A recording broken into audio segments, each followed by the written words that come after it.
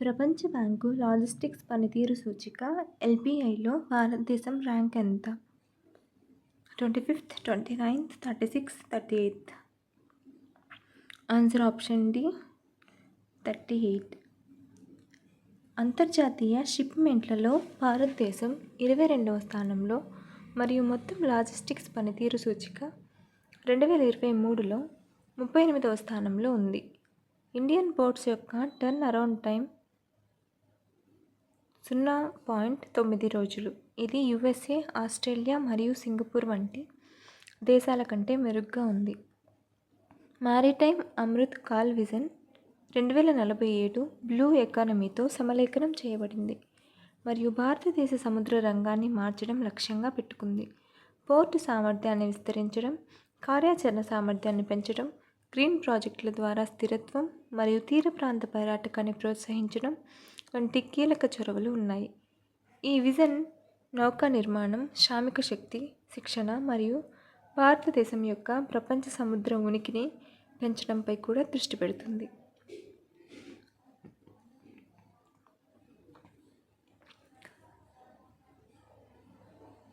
NGC 6505 galaxy చుట్టూ అరుదైన Einstein వలయాన్ని ఇటీవల కనుగొన్న అంతరిక్ష టెలిస్కోప్ పేరు ఏమిటి? Hubble space telescope, James Webb space telescope, Euclid space telescope, Chandra space telescope. Answer option C Euclid space telescope.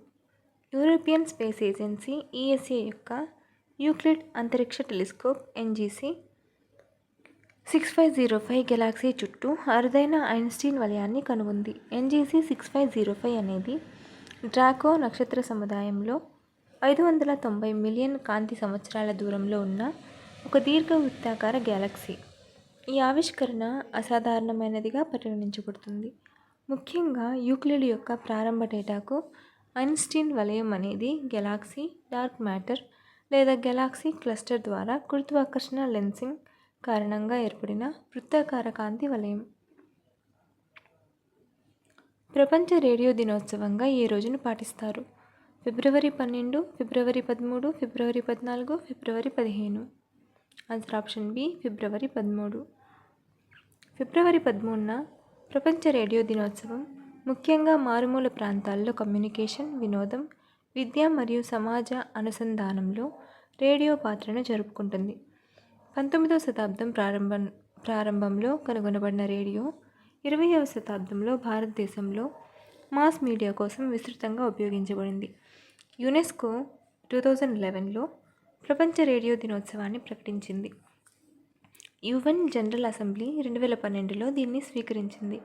ఈరోజు రేడియో యొక్క స్థితిస్థాపకత, అత్యవసర పరిస్థితుల్లో దాని ప్రాముఖ్యత మరియు వాతావరణ మార్పు వంటి ప్రపంచ సమస్యలను పరిష్కరించడంలో దాని పాత్రను హైలైట్ చేస్తుంది. 2025 థీమ్ రేడియో మరియు వాతావరణ మార్పు. ఈ క్లిష్టమైన సమస్యను పరిష్కరించడంలో రేడియో పాత్రపై దృష్టి సారిస్తుంది. ఫిబ్రవరి 2025లో కాన్స్టాంటైన్ టస్సౌలాస్ ఏ దేశ అధ్యక్షుడిగా ఎన్నికయ్యారు? Indonesia, Greece, Egypt, Vietnam. Answer option B Greece. Greece parliament Constantine టస్సౌలాస్ను అధ్యక్షుడిగా ఎన్నుకుంది. ఇది చాలా వరకు లాంఛనప్రాయమైన పాత్ర. 2023 రైలు ప్రమాదంపై ఆయన నామినేషన్ నిరసనలకు దారితీసింది. రాజకీయ బాధ్యతను పరిశోధించడంలో పార్లమెంటు విఫలమైందని విమర్శకులు చెబుతున్నారు. ఈ విపత్తుపై న్యాయ విచారణ ఇప్పటికీ కొనసాగుతోంది. 66 ఏళ్ల టస్సౌలాస్ 2000 నుండి శాసనసభ్యుడిగా ఉన్నారు మరియు సంస్కృతి మరియు ఉపరక్షణ మంత్రిగా పనిచేశారు. 300 సీట్ల పార్లమెంటులో ఆయన 160 సీట్లను గెలుచుకున్నారు మరియు మార్చిలో కాటెరినా సకిల్లా పౌలవ్ స్థానంలో ఎన్నికవుతారు. పెరుగుతున్న ప్రతిపక్ష ఒత్తిడి మధ్య ఆయన నామినేషన్ ప్రధానమంత్రి మిత్సోటాకిస్ అధికారాన్ని బలోపేతం చేస్తున్నట్లు భావిస్తున్నారు. మార్చి 13న ఆయన ప్రమాణ స్వీకారం చేయనున్నారు. ఏ రాష్ట్ర ప్రభుత్వం నోడీ బంధన్ పథకంను ప్రారంభించింది? పశ్చిమ Bengal, Kerala, Bihar, Odisha. Answer option A పశ్చిమ బెంగాల్.